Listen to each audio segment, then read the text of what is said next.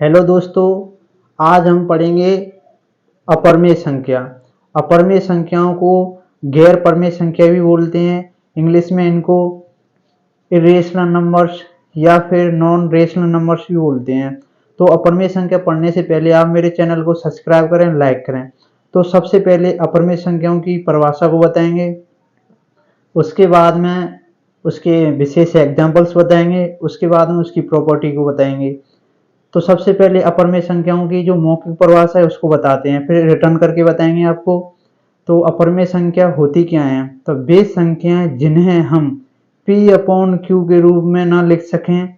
दोबारा से, वे संख्याएं जिन्हें हम P अपॉन Q के रूप में ना लिख सकें या फिर जिनका ठीक ठीक मान निकालना संभव ना हो, अपरमेय संख्या कहलाती हैं।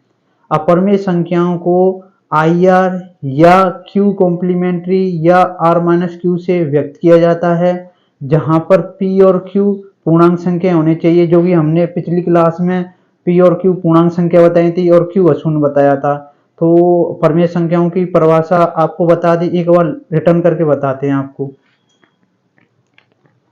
अपरमेय संख्या क्या नाम है इनका? अपरमेय संख्या, गैर परमेय संख्या। अपरमेय संख्याओं को इंग्लिश में क्या बोलते हैं? Irrational numbers, non rational numbers. ठीक है, सबसे पहले इसकी परिभाषा को बताते हैं आपको। वे संख्याएं, हाँ, डेफिनेशन समझ में आई आपकी में? ठीक है, वे संख्याएं जिन्हें हम P बटा Q के रूप में ना लिख सकें,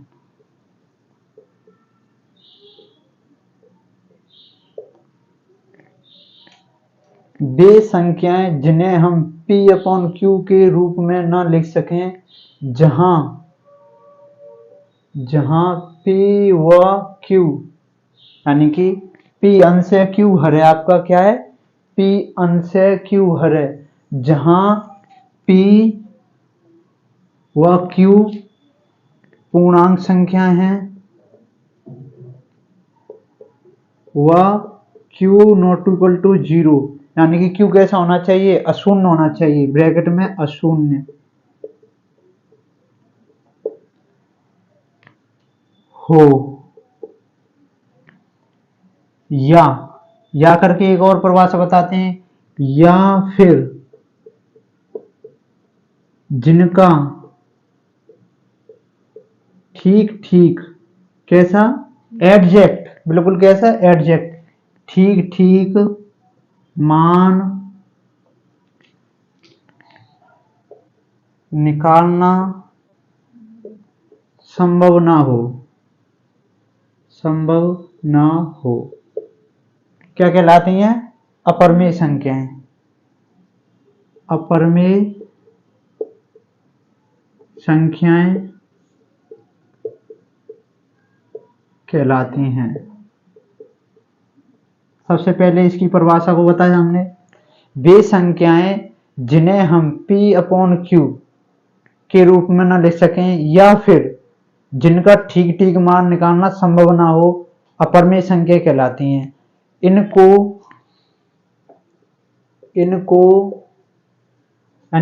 किनको?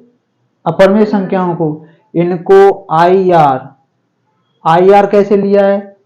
इरेशनल से ले लिया है IR, या Q कॉम्प्लीमेंट्री, किससे? Q कॉम्प्लीमेंट्री, यानी कि परमेय संख्याओं की पूरक संख्या कैसी कहलाती हैं? अपरमेय संख्या। किसकी पूरक संख्या? परमेय संख्याओं की। या फिर इनको R-Q, R क्या है यहाँ पर? रियल नंबर, वास्तविक संख्याएं से व्यक्त किया जाता है। परिभाषा समझ में आ गई? दोबारा से एक बार देखो। वे संख्याएं जिन्हें हम P अपॉन Q के रूप में ना लिख सकें, जहां P व Q पूर्णांक हैं। कैसे हैं? पूर्णांक हैं। व Q नॉट इक्वल टू 0, यानी कि अशून्य हो, या फिर यहां से लेके ये दूसरी परिभाषा है, या फिर जिनका ठीक ठीक मान निकालना संभव ना हो, अपरिमेय संख्या कहलाती है। इनको आई आर कहां से लिया है? इरेशनल से। क्यू कॉम्प्लीमेंट्री यानी कि परमेय संख्याओं की जो पूरक संख्या होती हैं, परमेय संख्याओं की जो पूरक संख्या होती है वो अपरमेय संख्या, या इनको गैर परमेय संख्या, जब तो बोला है इनको गैर, क्या है? गैर परमेय संख्या। या अगर मैं रियल नंबर्स में से, रियल नंबर्स किसका समुच्चय होता है? सारी परमेय संख्या प्लस सारी अपरमेय संख्या, दोनों को आपस में मिला दिया जाए तो क्या बन जाएगी? वास्तविक संख्या है। जैसे ये है आपका यूनिवर्सल सेट, किसका है? ये यूनिवर्सल सेट वास्तविक संख्याओं का है। किसका है? रियल नंबर्स, रियल नंबर्स, वास्तविक संख्याओं का, वास्तविक संख्याओं का है। तो ये किसको रिप्रेजेंट कर रहा है? आर को। आर जैसे इसमें से कुछ संख्याएं कैसी होती हैं, यानी कि सारी, जैसे ये जो सर्कल बनाया है मैंने, वो तो परमेय संख्या है, तो इनकी पूरक संख्या कौन सी होंगी? ये इसकी क्या होंगी? पूरक संख्या हो जाएंगी। तो पूरक, ये वाला ब्रैकेट कैसे बनेगा? क्योंकि क्योंकि आर बराबर होता है, ये आई आर का है, क्या है? आई आर का है। तो आई आर तो rational number, irrational number plus rational numbers. तो यहां से अगर इरेशनल का मान निकालेंगे तो आर माइनस क्यू तो आएगा, इसको इधर लेके आया मैं क्यू को, तो आई आर किसके बराबर हो जाएगा? आर माइनस क्यू के। ये चीज समझ में आ गई? ठीक है। हाँ, ये किसका है? आर है, ये पूरा, ये किसका है? ये जो डायग्राम है वो आर है। उसमें से ये जो सर्कल बन रहा है वो तो क्या है? परमेय संख्या। और परमेय संख्याओं की जो बाहर वाला जो मैंने जो डेट डैश लगाया है वो इसकी क्या है? पूरक संख्या है, जिसको किससे रिप्रेजेंट किया है? आई आर से रिप्रेजेंट किया है। इसलिए जो इरेशनल नंबर है वो आर माइनस क्यू से व्यक्त करते हैं। हाँ, ये समझ में आया या फिर दोबारा से बताऊं? आ गया ना? ठीक है। अब इसके एग्जांपल बताऊं मैं तुम्हें। जैसे एग्जांपल सबसे पहले मैंने, जैसे जो पाई है, पाई का मान किसके बराबर नहीं होता है? 22/7 के बराबर नहीं होता है। जो पाई है वो अपरमेय संख्या है। कैसी है? अपरमेय संख्या है, क्योंकि पाई का लगभग मान कितना होता है? 3.14 15 92 65 35, 14 15 92 65 35, 89 79 32 38 46 26, कितना? 46 26 43, ऐसे आगे तक जाएगी ये संख्या। कितना है पाई का लगभग मान? कितना है पाई लगभग? किसे है? 3.14 15 92 65 35 89 79 32 38 46 26 43, ऐसे आगे तक जाएगी। तो ये मान रुक नहीं रहा है, तो इसका ठीक ठीक मान नहीं आ रहा है, तो ये कैसी संख्या है? अपरमेय संख्या है। अपरमेय। ऐसी ई को क्या बोलेंगे? नेपियर कांस्टेंट यानी कि अक्षर। इसका जो लगभग मान कितना है? 2.718। ये भी कैसी संख्या है? ये भी आपकी अपरमेय संख्या है, ये भी आपकी अपरमेय संख्या है। इतना समझ में आ रहा है कि नहीं? ठीक है। उसके बाद में जैसे √2, √2 का लगभग मान है 1.414213 ऐसे आगे तक जाएगा ये। इसका भी ये ठीक ठीक मान नहीं है, इसका ठीक ठीक मान निकालना संभव नहीं है। ऐसे √3 है, इसका भी 1.732 है, इसका भी ये लगभग मान है। ऐसे √5 का भी निकाल सकते हैं, ये भी क्या है? आपकी अपरमेय संख्या। ये भी अपरमेय है, ये भी अपरमेय है, √2 अपरमेय है, √3 अपरमेय है, √5 अपरमेय है। √2 की जो अपरमेय संख्या है, तो जो पाइथागोरस थे उसके अनुयायियों ने इसकी क्या जांच की गई है? कैसी है? अपरमेय संख्या है। क्या है? अपरमेय संख्या है। और एग्जांपल्स बताते हैं आपको। जैसे √4 है, कितना है? √4, तो √4 का मान कितना है? √4 का मान कितना आता है? 4 नहीं आता, 2 आता है। हाँ, तो रूट वाली संख्या का यानी कि 4 है, 4 का रूट ले लिया मैंने, वर्गमूल ले लिया, तो उसका बिल्कुल ठीक ठीक मान कितना आ गया? 2 आ गया। तो ये कैसी संख्या है? परमेय संख्या है। कैसी है? परमेय संख्या। तो इससे हम एक चीज बता सकते हैं कि सारी अनरूट की जो संख्याएं हैं वो कैसी संख्या नहीं होती हैं? अपरमेय संख्या नहीं होती हैं। यानी कि सारी अनरूट की संख्या परमेय संख्या या अपरमेय संख्या नहीं होती हैं।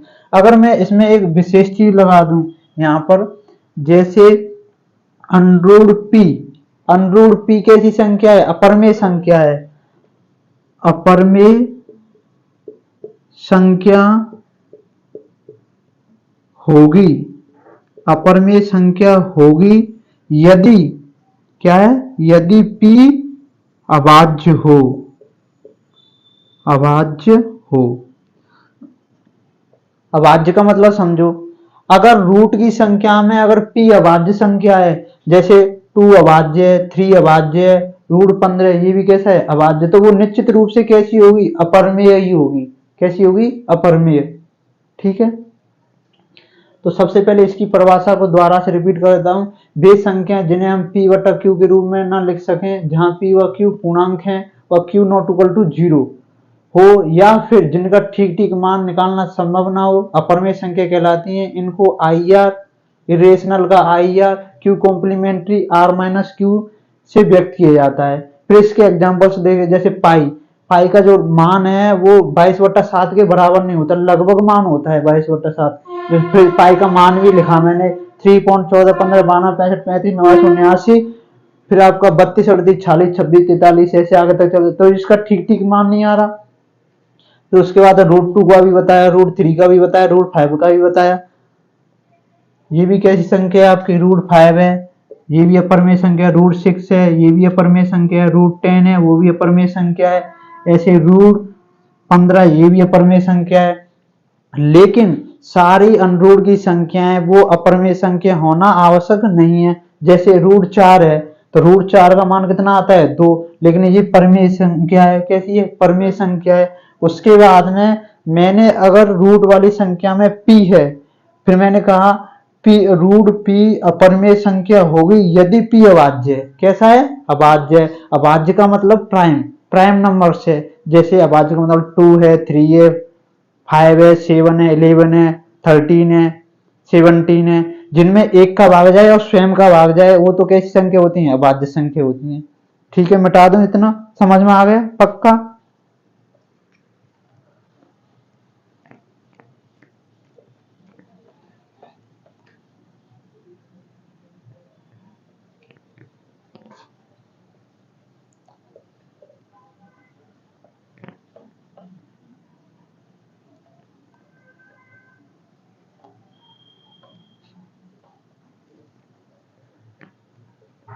समझ में आ रहा है या वैसे हाँ भर रहे हो? आ रहा है? ठीक है। तो अभी एक रिजल्ट लिख सकते हैं हम। रिजल्ट जैसे अनरूट p, क्या है? अनरूट p एक अपरमेय संख्या होगी, अपरमेय संख्या होगी यदि p कैसा होना चाहिए जब अपरमेय संख्या होगी? यदि p अभाज्य संख्या हो। कैसी हो? अभाज्य संख्या हो। जैसे एग्जाम्पल से इसके बताते हैं। एग्जाम्पल √2, ठीक है। तो √2 में 2 कैसी है? अभाज्य संख्या है। ऐसे √3 है, √5 है, ये भी अभाज्य है, ये भी अभाज्य है, ये भी अभाज्य है। अभाज्य का मतलब समझो जिसमें अब 2 में 1 का जा रहा है और 2 का जा रहा है, 3 में 1 का जा रहा है और 3 का जा रहा है। अभाज्य का मतलब स्वयं का जाना चाहिए और 1 का भाग जाना चाहिए, इसके अलावा किसी का नहीं जाना चाहिए। जैसे 7, √11, √15। अब 15 में 5 का भाग जा रहा है। अगर इसको मैं फैक्टर करके लिखूं, मैं ऐसे करके इसको ऐसे भी लिख सकता हूं, √3 इंटू √5। ये कैसे हो गई? इसमें तो देखो ये प्राइम नंबर है नहीं, फिर ये कैसी संख्या बन गई? क्योंकि रूट के अंदर इसको √15 को कैसे लिख सकते हैं? √3 इंटू √5। तो √3 में 3 कैसी है? अभाज्य संख्या, ऐसे ये 5 कैसी है, अभाज्य संख्या। तो ये अपरिमेय संख्या, ये अपरिमेय संख्या है, तो दो अपरिमेय संख्याओं का गुणा कैसा आ रहा है, अपरिमेय संख्या आता है, इसमें आ रहा है। अब दूसरी चीज देखो, रिजल्ट ये तो 1 हो गया, रिजल्ट 2,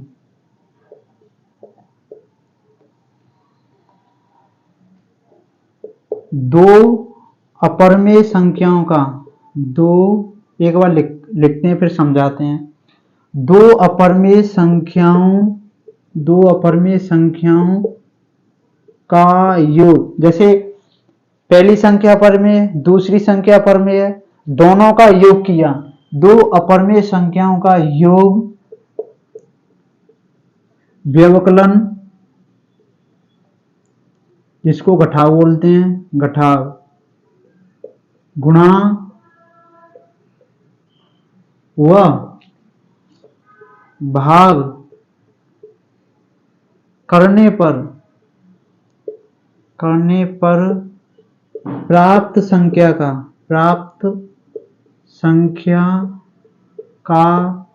अपरिमेय होना अनिवार्य नहीं है, अनिवार्य नहीं है। हाँ, इस रिजल्ट को समझाते हैं। पहली संख्या कैसी है, अपरिमेय, दूसरी संख्या भी कैसी है, अपरिमेय।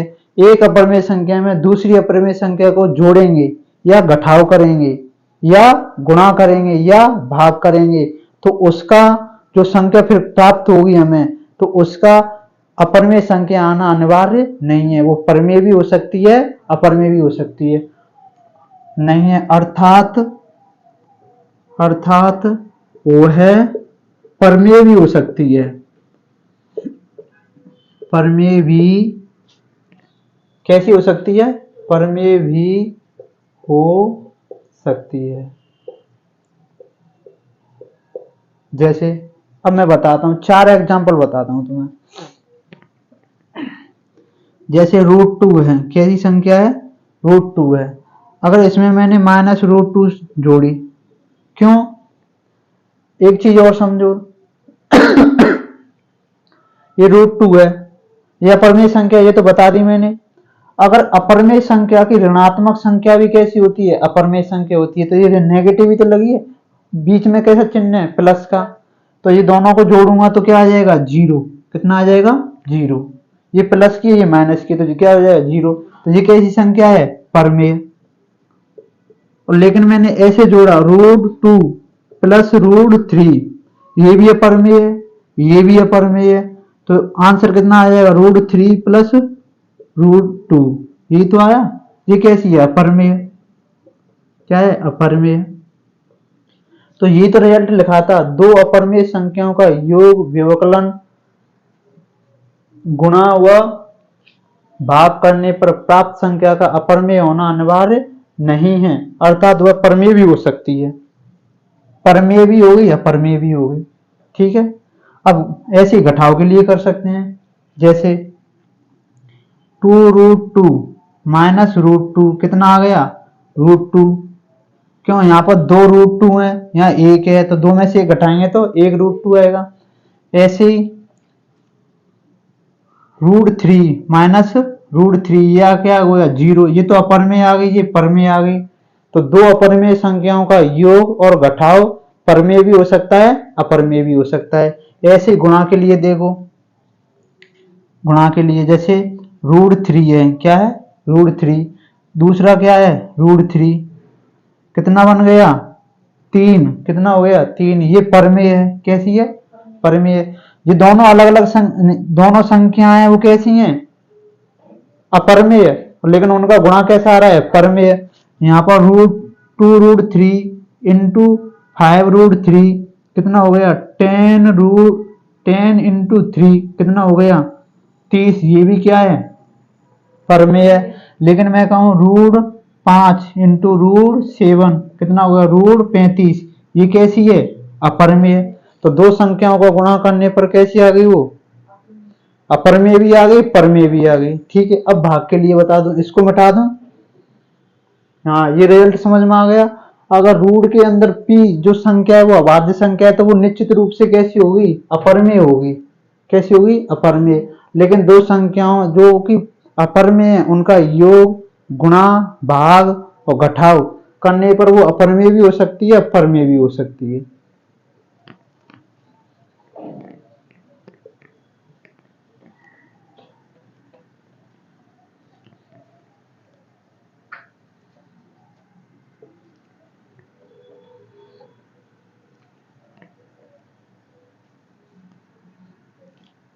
अब देखो तीसरी चीज मैंने भाग के लिए, जैसे संख्या ली, आप संख्या बताओ। जैसे तुमने संख्या बताई √10, कितना, √10, ये अपरमेय संख्या है।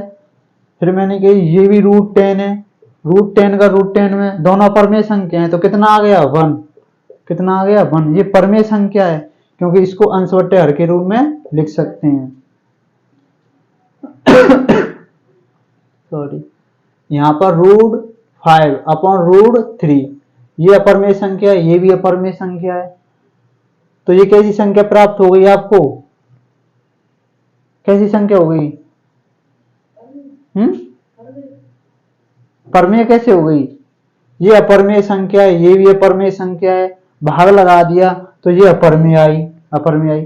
पर तुम्हारा क्वेश्चन ये बनना चाहिए, क्योंकि सर ये तो अंश हो गया, ये हर हो गया, तो अंश बटा हर के रूप में लिखी जा रही है, ये फिर परमेय संख्या होनी चाहिए, अपरमेय क्यों है, पूछना चाहिए। तो ये अपरमेय इसलिए है क्योंकि जो परमेय संख्या में p/q था, क्या है, p/q था, वो क्या थे, इंटीजर्स थे। कैसे थे, इंटीजर्स, पूर्णांक संख्या थी। लेकिन ये पूर्णांक संख्या नहीं है, इसलिए ये कैसी संख्या है, अपरमेय संख्या है। अब मिटा दो।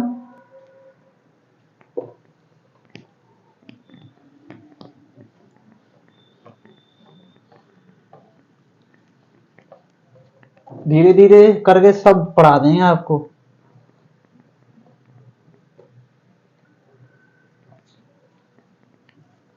हाँ, अब देखो, अभी मैंने बताया था कि दो अपरमेय संख्याओं का गुणा करने पर अपरमेय भी हो सकती है, अपरमेय भी हो सकती है। अगर मैं यदि, क्या है, यदि रिजल्ट 3 यदि एक परमेय संख्या व दूसरी अपरमेय संख्या, अपरमेय संख्या का गुणा करूं, गुणा करें, यदि एक परमेय व दूसरी अपरमेय संख्या का गुणा करें तो वह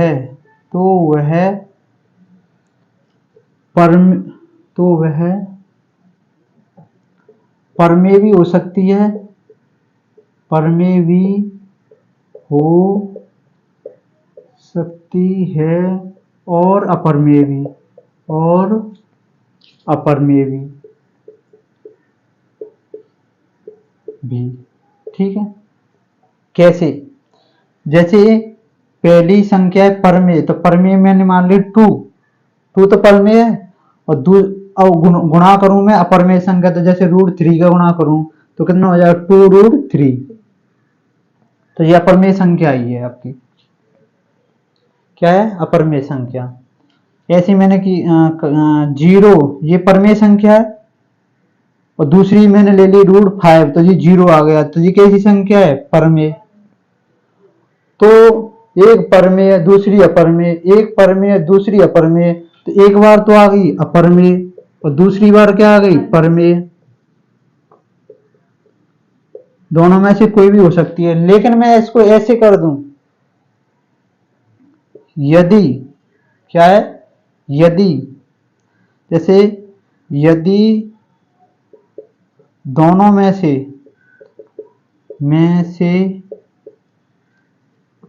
एक संख्या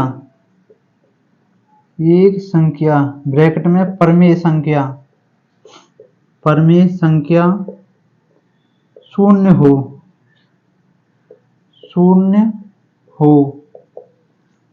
यानी कि यदि दोनों में से एक संख्या यानी कि परिमेय संख्या शून्य हो तो दोनों का गुणा करने पर हमेशा परिमेय संख्या प्राप्त हुई, हमेशा परिमेय संख्या प्राप्त होगी।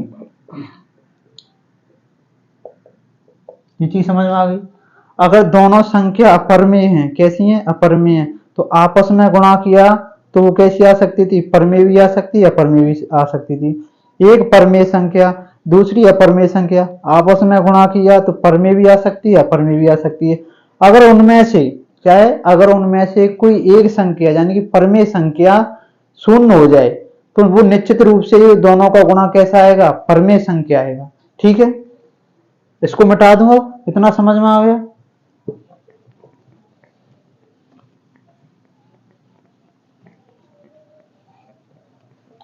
अब छोटी छोटी चीजें और बताते हैं आपको।